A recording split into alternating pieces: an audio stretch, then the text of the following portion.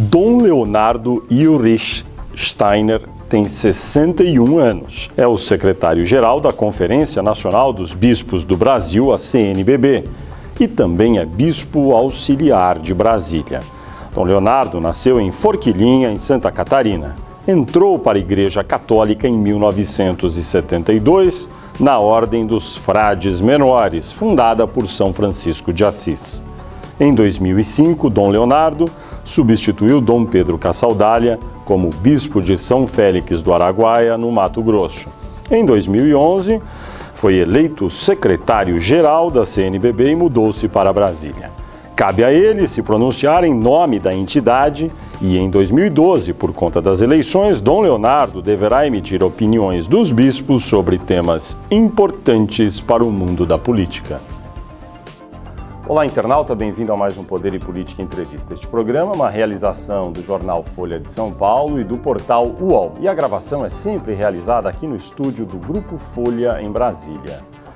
E o entrevistado desta edição do Poder e Política é Dom Leonardo Steiner, secretário-geral da CNBB. Olá, Dom Leonardo, muito obrigado pela sua presença. Eu começo perguntando sobre o dado do censo que foi divulgado recentemente a respeito da perda de fiéis da Igreja Católica na última década. A Igreja Católica perdeu, segundo o censo, 1.670.000 fiéis do ano 2000 até 2010. Nesse período, em contrapartida, as igrejas evangélicas ganharam aproximadamente 16 milhões de novos fiéis. Como o senhor e a CNBB avaliam esses dados? Em primeiro lugar, obrigado pelo convite e oportunidade de estar aqui com vocês e, ao mesmo tempo, estar em contato com tantos internautas. Que Deus abençoe a todos vocês o trabalho e o serviço que prestam à nossa sociedade, ao Brasil.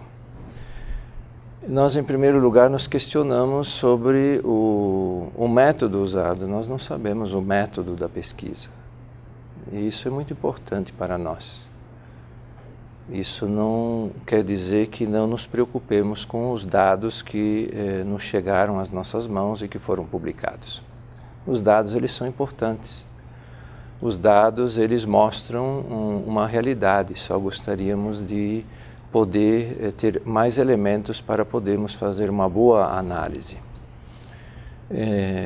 Que haja uma perda de fiéis não é uma novidade, se bem que tem diminuído muito as saídas. Por outro lado, nós sabemos também que muitos que têm deixado a Igreja Católica não são pessoas ativas dentro da Igreja Católica. Não são aquelas pessoas que participam ativamente das nossas comunidades, que participam das nossas celebrações, participam dos serviços dentro da Igreja. Por outro lado, nós temos também o dado da nossa pesquisa. Qual é ele? Do Anuário Católico, que ele tem mostrado o crescimento do número de paróquias. Você só aumenta paróquias se há um aumento de fiéis. Quer dizer, nós temos um dado do IBGE em relação à população brasileira, mas o Anuário Católico mostra que nós temos também um aumento do número de fiéis dado aos filhos que vêm, eles são batizados, eles participam da vida da igreja. Não só o número de paróquias, mas nós temos um aumento do número de dioceses. Nós fomos de 18 mil, em torno de 18 mil sacerdotes, hoje nós temos 22 mil. De quando para quando? Isso são agora nos últimos 4 anos essa mudança. Ela é muito significativa. De 18 mil para 22. 22 mil nos últimos 10 anos. Isso é um dado muito significativo. Então, o que, digamos assim, preocupa mais a CNBB e a Igreja Católica é o número de pessoas que se dizem sem religião. Isso preocupa mais. Isso porque alguém que se diz sem religião, ele tem uma outra perspectiva, tem um outro horizonte de leitura da própria existência, não é? E depois também a migração que nós sentimos de uma igreja evangélica para outra, porque esse fenômeno não é só da Igreja Católica, mas de todas as igrejas chamadas históricas. esse fenômeno de saída. Mas eu creio que isso tudo tem nos levado também a um espírito missionário muito maior dentro da própria Igreja Católica. No caso do censo do IBGE, o senhor acredita que os números, pelo que o senhor está dizendo, possam não ser exatamente esses, é isso? Porque não são todas as residências visitadas. Nós, na CNBB, não fomos visitados. Então, nós sabemos que se visita um determinado número de residências e depois se faz um determinado cálculo. Uhum. Então, esse dado nós gostaríamos de ter em mãos para podermos ter, assim, isso até nos ajudaria muito na avaliação desses dados e mesmo também de como nós refletirmos, de como estudarmos e mesmo talvez também como projetarmos alguma ação evangelizadora. Mas o senhor concebe que, de fato, deve ter ocorrido uma redução do número de fiéis da Igreja Católica nesses 10 anos? Em relação à população brasileira, sim. Foi a primeira vez, a rigor, porque o censo, embora, enfim, é claro que sempre há algumas residências que não são visitadas, é uma pesquisa, é um levantamento muito amplo, foi a primeira vez que o censo apontou uma queda no número de católicos do país. Então, em certa medida, tem uma metodologia, né, que vem sendo seguida há décadas e a expectativa, segundo os dados projetados pelo censo, é que talvez em 20 ou 30 anos a maioria dos brasileiros tenha preferência pelas regiões evangélicas. O senhor acredita que essa projeção é correta? Não acredito que isso aconteça. Nós teremos o fenômeno que já é o que nós chamamos muitas vezes de um fenômeno europeu. Nós temos o fenômeno que alcança as grandes cidades do Brasil, que é o número crescente de pessoas que se dizem sem religião. Esse é um fenômeno na Europa marcante. A Igreja lá tem refletido e tentado enfrentar essa questão e nós certamente no Brasil nós cresceremos nessa linha. Mas eu sinto também que a CNBB, com as suas diretrizes de evangelização, foi a primeira conferência episcopal a pensar uma estratégia, a pensar diretriz, a pensar um plano de pastoral, ela também saberá enfrentar esse momento e nós tivemos agora o 3º Congresso Missionário em Palma, semana passada, e foi impressionante a participação dos leigos. Quer dizer, hoje nós temos no Brasil, graças a Deus, uma igreja onde os leigos são muito ativos. E os leigos se sentem protagonistas como missionários, como missionárias, a visita às famílias, leitura da palavra de Deus. Então não creio que no futuro a maioria seja evangélica. Nós chegaremos a uma estabilidade, mas o fenômeno europeu também chegará no Brasil. Nós sabemos disso. Uns números aqui, de acordo sempre com o censo do IBGE, em 1980, 89% dos brasileiros se diziam católicos, hoje seriam 64%.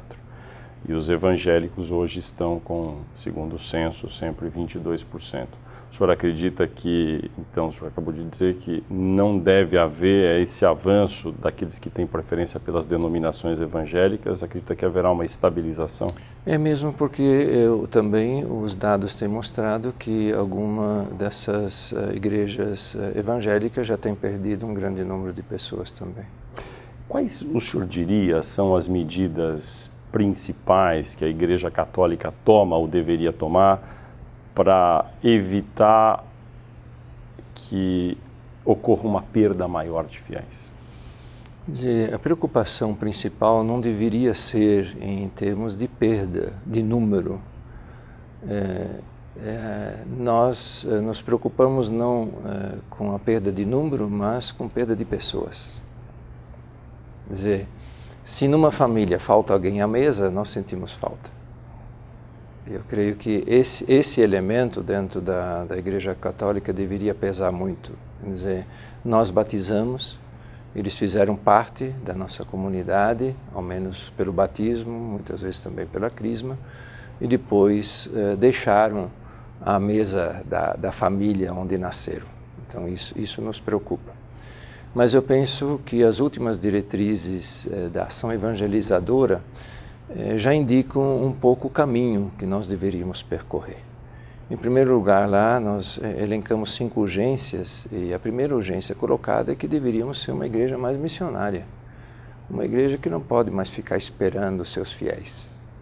Uma igreja que precisa sair, a igreja que precisa ao encontro das pessoas, a igreja que visita as famílias, a igreja que vai ao encontro das pessoas nos hospitais, nas prisões, uma igreja cada vez mais envolvida também com as pessoas de rua, as pastorais sociais terem mais força do que já têm, né? Nossas pastorais sociais têm uma força muito grande, mas creio que ainda poderíamos ser muito mais engajados nesse sentido. E um elemento muito importante, a segunda urgência que ali é colocada, é a iniciação à vida cristã. Quer dizer, creio que nós, como Igreja Católica, preparávamos as pessoas para a primeira Eucaristia, para a Crisma. A tônica colocada é de não prepararmos para uma iniciação à vida sacramental, mas à vida cristã. Quer dizer, o que significa realmente viver como viveu Jesus Cristo? O que significa dar testemunho de Jesus Cristo? O que significa anunciar o reino de Deus? Eu creio que aqui nós temos 2 elementos assim muito importantes que nos ajudarão no futuro a sermos uma igreja assim mais ativa e também, eu até diria assim, conforme nós estamos celebrando os 50 anos do concílio, mas uma igreja conforme o concílio, uma igreja muito atuante dentro da realidade social em que nós vivemos. Um aspecto muito visível da Igreja Católica para a população em geral tem sido a atuação dos chamados padres, cantores ou artistas, como Fábio de Mello, da Ordem do Sagrado Coração, Marcelo Rossi, da Renovação Carismática. O senhor acha que eles contribuem para a inserção da Igreja Católica na sociedade? E se sim, como? Eu não diria que seja uma inserção na sociedade. Ajuda a visibilizar, digamos assim, a Igreja Católica. Ajuda a mostrar o rosto da Igreja Católica no sentido de que um padre também pode ser cantor e através do canto levar a mensagem do Evangelho, testemunhar o Evangelho. Os padres, que às vezes até chamamos de padres mediáticos, né? Isso. Eles ajudam a evangelizar. Nós, celebrando nas comunidades, muitos dos cantos deles são também cantados nas nossas comunidades. E também, digamos assim, em certos momentos da igreja em que existe um grande número de pessoas reunidas. Eu não quero usar a palavra massa porque ela não é conveniente nesse caso, porque é sempre uma assembleia, quando é uma missa, é sempre uma assembleia que se reúne, não é uma massa, não é aglomerado apenas de pessoas. Isso também ajuda. Quer dizer, essas manifestações públicas de que nós somos uma igreja, a manifestação de um número maior de pessoas, como no caso aqui de Brasília, que fizemos no Corpus Christi, ou na festa de Nossa Senhora Aparecida. Isso visibiliza um pouco e também nós sentimos que traz um ânimo para as pessoas que pertencem à Igreja Católica. Um aspecto do ponto de vista comportamental, social, sempre mencionado a respeito da Igreja Católica é que a sociedade vem demandando atitudes mais liberais e a Igreja Católica tem seus dogmas, suas crenças, suas posições e não abre mão delas. O senhor imagina que pode haver flexibilização no futuro ou a Igreja Católica vai se manter ainda por muitos anos como sempre esteve a respeito de aborto, uso de contraceptivos e, por exemplo, casamento entre pessoas do mesmo sexo? A Igreja sempre tem procurado compreender a sua ação a partir do Evangelho. A Igreja e a própria CNBB não tira da sua própria cabeça alguns elementos, ela se deixa inspirar no Evangelho. E o Evangelho sempre será o Evangelho da vida. Então, assuntos como, por exemplo, aborto, eutanásia, não tem como nós voltarmos atrás e fazermos concessões, digo. Nós temos a nítida sensação que com o passar do tempo, todas essas questões que devagar querem fazer entrar, fazem com que o ser humano se torne descartável. Então a finitude humana, ela não quer mais ser abraçada. Uhum. A finitude humana significa também ter um filho excepcional, traz dificuldades. Então nós estamos muitas vezes assim na propensão hoje do descarte de tudo aquilo que não é do meu agrado, que não é da minha concepção, que não facilita, digamos assim, as minhas relações, e com isso também muitas vezes descartar essas dificuldades, essa finitude humana, nos leva a viver de uma maneira que não matura. Nós sabemos pelo cristianismo, e nós pregamos também Jesus Cristo crucificado, ressuscitado, de que a finitude humana nos matura como pessoas. Os embates da vida nos matura como pessoas. Não é uma vida que vamos levando de qualquer jeito que nos matura. Então, esse debate, apesar de pensar, muitas vezes sermos acusados de não sermos modernos o suficiente, eu muitas vezes me pergunto que modernismo é esse que começa a descartar a pessoa humana, especialmente onde existe mais limite. Tem um aspecto específico que é com relação a contraceptivos, que antes eram apenas contraceptivos, hoje também são um instrumento de saúde pública em muitos casos, sobretudo para grupos de risco de contrair AIDS. Nesse caso dos contraceptivos, qual é a posição atual da Igreja Católica aqui no Brasil? Nós temos uma declaração muito importante do Santo Padre a respeito disso, quando falando da necessidade de saber distinguir de quando realmente existe o que você chama de grupo de risco, de que então esses contraceptivos eles seriam assim possíveis. O que a Igreja sempre defende é que não se pode simplesmente usar contraceptivos sem mais e sem menos, porque as relações elas precisam sempre estar abertas à vida, sempre abertas à vida.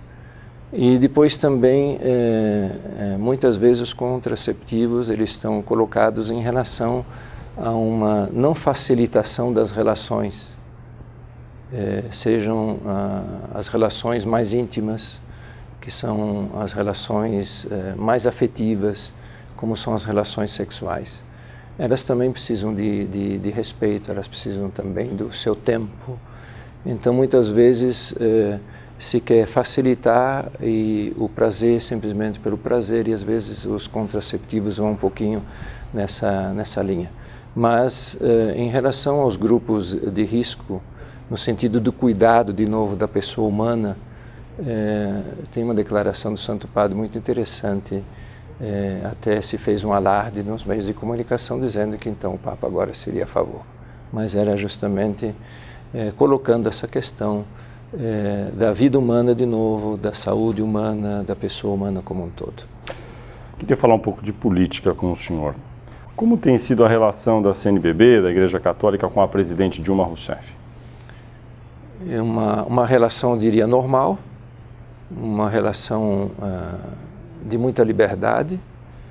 A presidente tem nos dado muita liberdade de dizer o que pensamos. Isso é sinal de maturidade. A CNBB não tem se furtado em levar ao governo os problemas.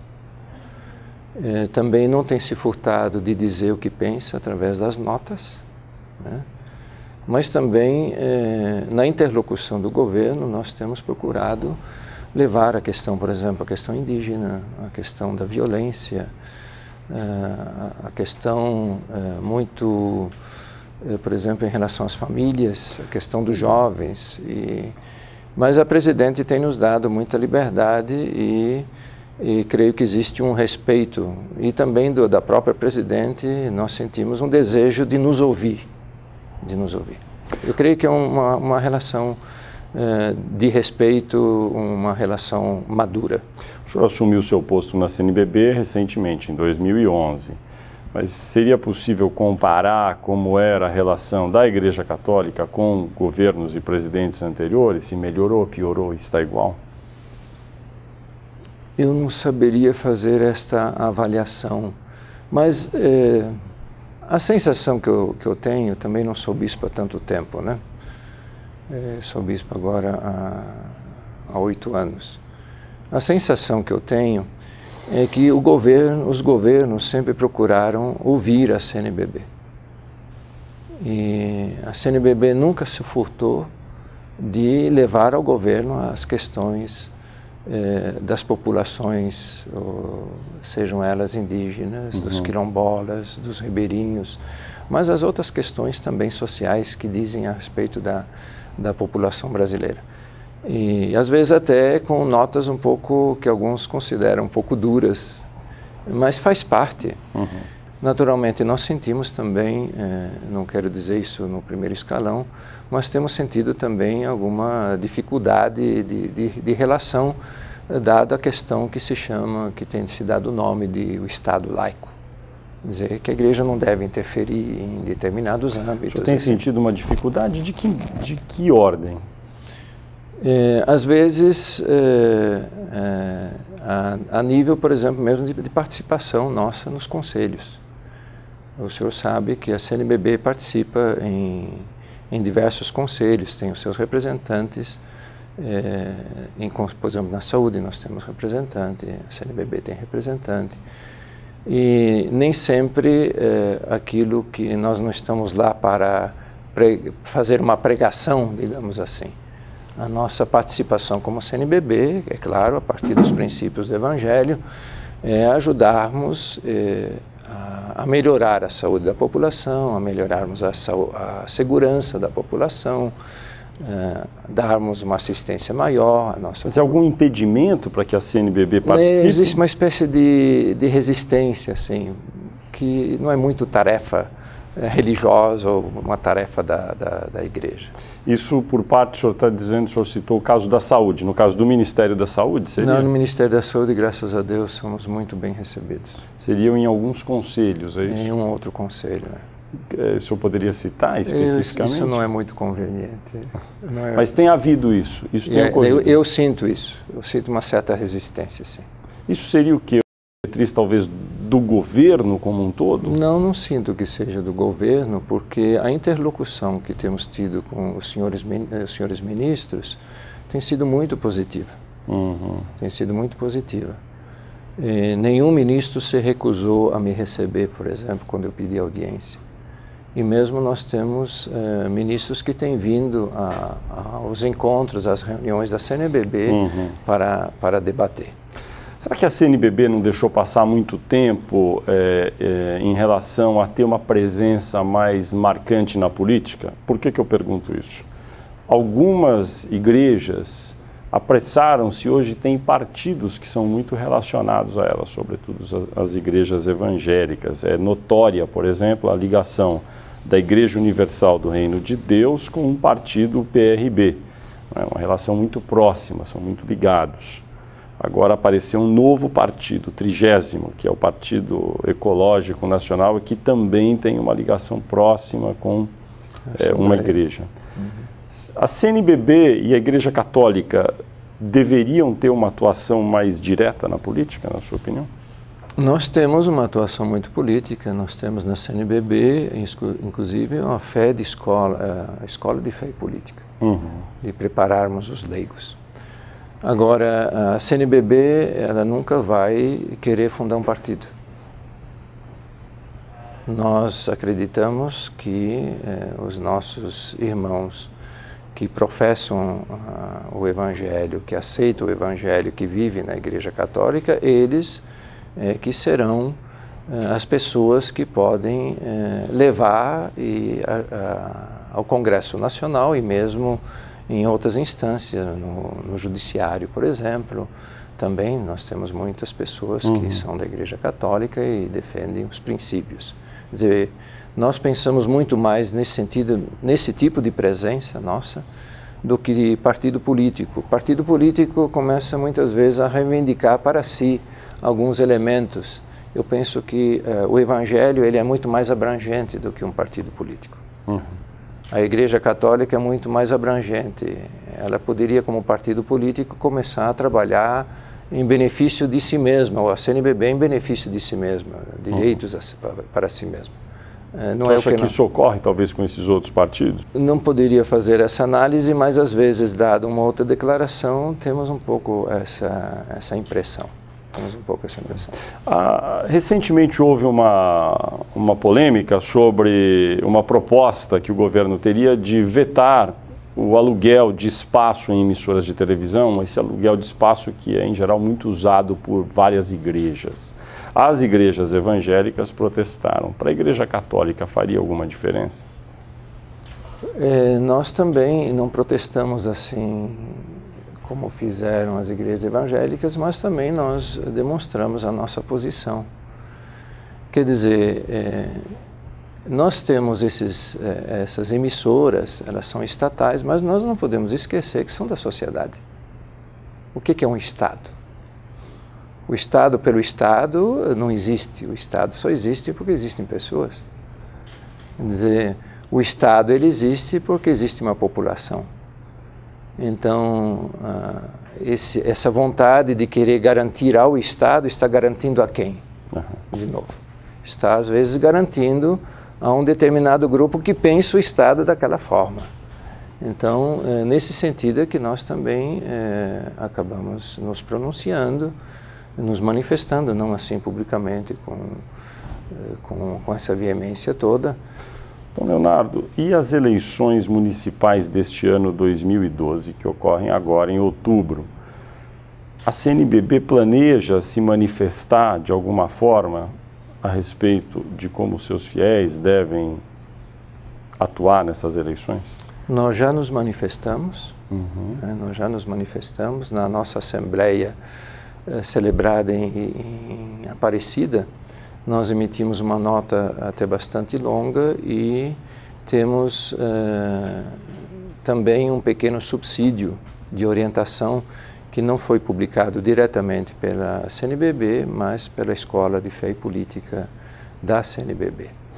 Como é que o senhor resumiria a diretriz da CNBB a respeito das eleições municipais deste ano? Vote em ficha limpa. Vote em ficha limpa. Foi uma longa batalha onde a CNBB se engajou, onde a igreja toda se engajou, tantos segmentos da sociedade se engajaram, né? Diversos organismos se engajaram, e nós não podemos voltar atrás. E nós sabemos que as eleições municipais, elas são sempre mais tensas, elas são mais localizadas, né? Elas são naquele âmbito mais familiar, né? Mais próximo. Então, normalmente, as eleições municipais, elas são mais disputadas, elas são mais tensas. E por isso também, da nossa parte, existe o desejo de darmos uma orientação da boa escolha daqueles que hão de cuidar do município, hão de cuidar da nossa cidade. Embora sejam eleições municipais, às vezes aparecem temas nacionais nessas eleições. Temas como, por exemplo, surgiram na eleição passada, que era mais ampla, aborto, casamento entre pessoas do mesmo sexo, devem fazer parte também do debate das eleições municipais? Devem fazer parte do debate das eleições municipais sempre aquilo que diz respeito à pessoa humana. O direito da pessoa humana, o cuidado da pessoa humana, isso sempre deve entrar no debate também a respeito da pessoa humana. Então, a questão da corrupção, né? A questão da ficha limpa. Inclusive, é um desejo do Tribunal Eleitoral de fazermos um trabalho em conjunto neste ano, alertando a população para que realmente vote bem, por exemplo, não deixe comprar o seu voto, que é um elemento importante. Não deixar comprar o voto, não vender o próprio voto, vender a dignidade. Esses elementos, porque dizem respeito à pessoa humana, sempre terão que entrar no debate. Mas é legítimo que um candidato a prefeito de uma cidade também apresente como tema de discussão se ele ou seus adversários têm posições a respeito de liberalizar o aborto, por exemplo? Quer dizer, sempre o debate ele tem que ser livre. As pessoas podem e devem ter o direito de expressar suas concepções. O que infelizmente não acontece muitas vezes é que os candidatos realmente não expressam as suas posições e as suas concepções, o que não ajuda o eleitor. Ajuda muito o eleitor quando ele coloca as questões, se ele coloca a questão do aborto, se ele coloca a questão da corrupção, mas não só para o momento para angariar voto, mas como uma questão realmente política, como o cuidado pela cidade, né? A palavra polis, do grego política, esse cuidado pela população. Então, eu penso que seria muito positivo que os candidatos colocassem também as suas ideias quanto a isso, e os eleitores, ao menos os católicos, sabem o que pensa e as orientações dadas pelos bispos pela Igreja Católica. Em 2010, foi um debate muito acalorado a respeito de temas como esse na disputa presidencial. A então candidata Dilma Rousseff, agora presidente da República, se manifestou, fez compromissos com grupos religiosos, inclusive com a Igreja Católica. Ao longo do governo dela agora, que já tem mais de um ano e meio, alguns grupos religiosos acham que ela não está seguindo exatamente aquilo que prometeu durante a campanha. Qual é a sua opinião? Dizer, abertamente não tem aparecido essa questão, né? Ela não tem se pronunciado abertamente. Naturalmente, a CNBB estranhou quando foi nomeada a ministra para Secretaria Especial das Mulheres. Isto, Eleonora Menicucci. Isto, nós estranhamos. Houve, inclusive, manifestação de um ou outro bispo. Nós, como CNBB, nos manifestamos através de uma carta dirigida à presidente. Em público não tem aparecido. O que tem aparecido foi a questão agora que foi decidida pelo Supremo da questão dos anencéfalos, né? E está aparecendo essa questão agora também em relação ao Código Penal. Então, nós continuaremos a nos manifestar como CNBB, como sempre nos manifestamos a favor da vida. No futuro, muito no futuro, certamente haverão de reconhecer de que a CNBB defendeu aquilo que é de mais precioso, a pessoa humana, desde o início até o fim. Sobre a atuação específica da presidente Dilma Rousseff, ela deveria ser mais proativa a respeito desses temas e ter uma posição mais conhecida, uma ação mais específica? Talvez nós gostaríamos que assim fosse. Agora, não sei se é tarefa de alguém que hoje está à frente da nação brasileira, como governo, como presidente, está se manifestando muito a respeito, porque ela é presidente hoje de toda uma população. Ela é a presidente do Brasil e nós sabemos da diversidade de pensamentos que existem. Então, o que nós podemos dizer nas conversas que tivemos com ela, de um respeito muito grande pela vida, e nós sabemos também que internamente do governo também existem as tensões que são normais. Mas o senhor mencionou a decisão recente do Supremo Tribunal Federal autorizando a prática do aborto quando há comprovação de fetos anencéfalos. O Supremo Tribunal Federal tomou uma boa decisão nesse caso? Nós tivemos a nítida sensação de que começamos assim a descartar a pessoa humana. E creio que também o enfoque dado não foi um enfoque muito coerente. Por exemplo, de achar que essas crianças elas já estão mortas no útero materno. Naturalmente, quando a criança morreu no útero materno, nós não estamos falando em aborto. Nós só estamos falando em aborto quando a criança ela é viva, ela está viva.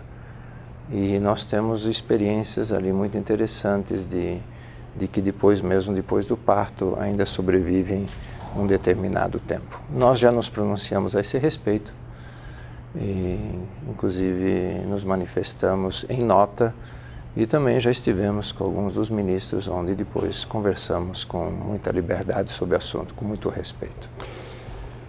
Código Florestal, o governo tem, de acordo com a sua compreensão, atuado de maneira correta na condução da aprovação do Código Florestal no Congresso? Pessoalmente, eu esperava mais do governo. Pessoalmente, eu esperava mais do governo. Naturalmente, o jogo político no Congresso ele não é simples, né? As forças que ali dentro estão não é tão simples, mas nós, como CNBB, nós gostaríamos que realmente nós tivéssemos um código florestal. Código significa um modo de relacionamento com a natureza. Nós teremos leis, mas elas não garantem o nosso futuro. E o pior, no meu modo de ver, não garantem uma relação nova, efetiva, equilibrada com a natureza.